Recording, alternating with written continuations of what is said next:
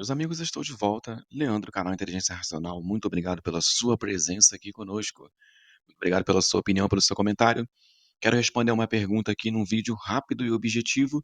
Obrigado ao amigo Ubiratã Martins. Ele perguntou no meu vídeo de ontem o seguinte: Olá, Leandro, fala para nós como podemos ver Sol acima do horizonte nos polos, se a ciência nos mostra que o Sol vai de Câncer a Capricórnio. Uma boa pergunta, vale sim aí uma explicação.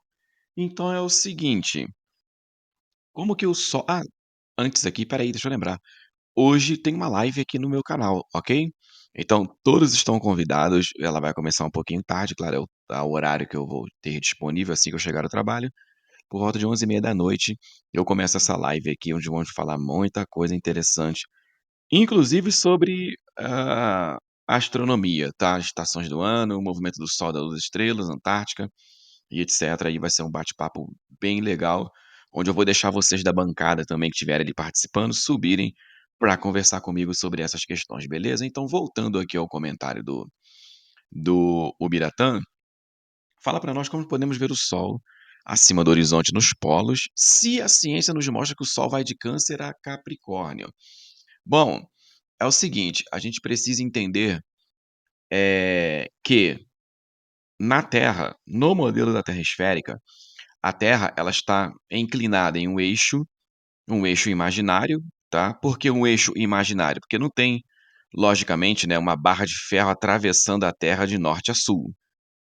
Então não seria como o eixo aí de uma roda de bicicleta ou uma roda de uma moto, né. Tem que explicar com riqueza de detalhes, porque se eu não falar isso, vão fazer essa pergunta, porque eu consigo prever o futuro. Então eu já estou adiantando. O eixo é chamado de imaginário, porque ele não está ali, literalmente existente. Mas enfim, isso faz com que a Terra tenha essa inclinação, que ela está em torno aí de 23,5 graus. Essa inclinação aqui, ela é responsável pelas estações do ano, não somente a inclinação. O movimento que a Terra faz em torno do Sol ao longo de um ano, que se chama translação, também aliado à inclinação do eixo, é que ocorrem as estações do ano. Então, esses 2 motivos, eixo da Terra inclinado, mais a volta que ela faz em torno do Sol ao longo de um ano, que se chama translação. Mas tem mais uma coisa muito importante para as estações do ano, que é a rotação da Terra, onde ela leva 24 horas para dar um giro em torno de si mesma. Então são 3 situações que acontecem simultaneamente. Todos os dias, todos os meses e todos os anos. Primeiro, rotação, a Terra está girando em torno do seu próprio eixo em 24 horas, é onde temos um dia completo de 24 horas. Ao mesmo tempo, ela está girando em torno do Sol e a inclinação do eixo de 23,5 graus. Então, esses três pilares são fundamentais para as 4 estações do ano. E aí a pergunta propriamente dita aí do Biratã sobre o por que nós vemos o Sol acima do horizonte nos polos, se o Sol ele vai, né, assim, é apenas até os trópicos, trópico de Câncer e trópico de Capricórnio. Tem um vídeo aqui pequenininho, que o título do vídeo é How the Midnight Sun Happens, ou é Happens. Bom, eu não pronuncio muito bem ainda, o meu inglês é de Joel Santana, mas aqui está escrito como o sol da meia-noite acontece, né. Então, como que funciona? Como que acontece? Tem uma simulação aqui bem tem a musiquinha aqui, mas deixa eu tirar para eu poder falar. Então, você percebe aqui que na parte do círculo ártico, tá, o círculo polar ártico, tem dia 24 horas. Por quê? Porque a Terra está girando em torno do seu próprio eixo na rotação e essa parte aqui não fica escura, justamente devido ao eixo de inclinação da Terra, que ele está favorável ao Sol, que está para esse lado aqui, o meu lado direito aqui, ó, da setinha do mouse, a incidência da luz solar está vindo da direita aqui para a esquerda.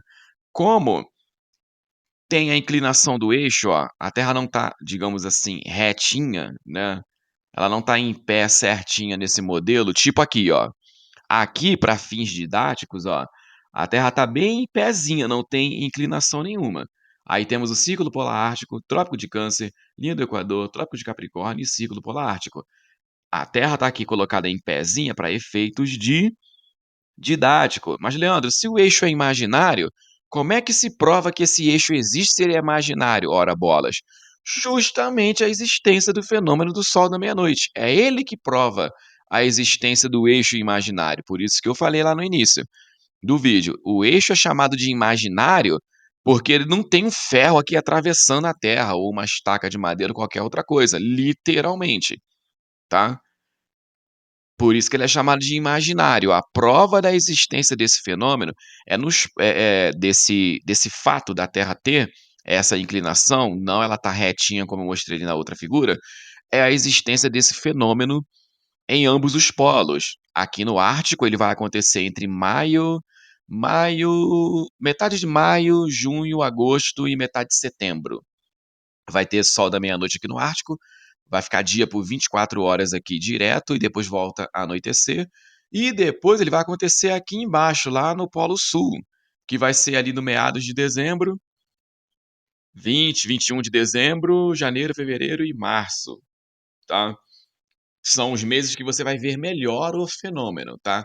Na verdade, até um pouquinho antes, metade de novembro, se você estiver em latitudes bem elevadas dentro da Antártica, você já vai começar a presenciar o fenômeno. Mas o auge dele mesmo vai ser de dezembro para frente, tá? Então, esse é o motivo. E aí, a pergunta lá do rapaz de novo, né?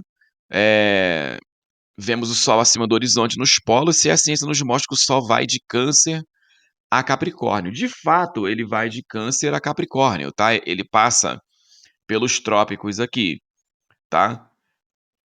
As latitudes mais elevadas, tanto sentido norte quanto sentido sul, elas não pegam muito a incidência da luz solar ao longo de todo o ano, como as regiões próximas ao Equador. E o efeito disso é esse fenômeno aqui, ó. Como eu gravei lá no norte da Noruega, ó. O Sol, ele não se eleva muito acima do horizonte, tá? Vai se elevar alguns graus sim, como a gente pode ver aqui, deixa eu adiantar meu vídeo. Ele vai se elevar, mas ele não vai ficar alto igual no Brasil. O meio-dia solar aqui dessa região aqui, ó, do norte da Noruega, por exemplo, como o meio-dia solar, desse vídeo aqui, por exemplo, ó, a time-lapse aqui do sol da meia-noite lá do Dave, pessoal do The Final Experiment, ó, aqui tá o sol da meia-noite Antártica, 24 horas. Esse período aqui que o sol baixa mais, ó, ele quase raspa nessas montanhas aqui, é meia-noite. Como é que você sabe que é meia-noite, Leandro? Pela minha gravação lá da Noruega. E tem gente que ainda diz assim pra mim, ó, Leandro, você foi na Noruega e viu o sol da meia-noite lá. Não vale, porque você tem que ver na Antártica também.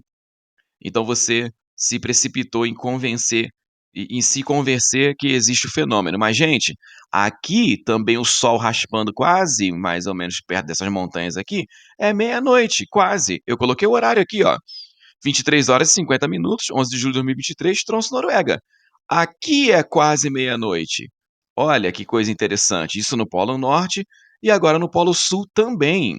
Quando ele está aqui quase raspando, é por volta de meia-noite, tá?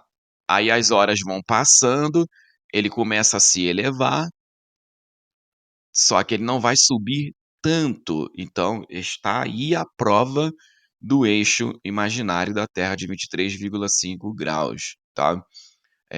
Existe sim esse eixo. Aqui já vai ser na casa de meio-dia, ó. É o máximo que ele sobe, ó. Tá vendo? A altitude máxima que ele bateu lá, depois ele começa a descer de novo, vai descendo, tá? Vai passando as horas. Já passou 6 horas da tarde, vai passando. E quando ele. Ó, deixa eu colocar de novo aqui. Quando ele já tá aqui, ó, raspando, quase pegando essas montanhas, é o horário de meia-noite. Então, fenômeno do sol da meia-noite mais uma vez em ambos os polos. Espero ter respondido a pergunta aí do camarada Ubiratã. Muito obrigado, um grande abraço. Mais tarde na live eu falo mais sobre essas outras questões, beleza? Aquele grande abraço e tchau.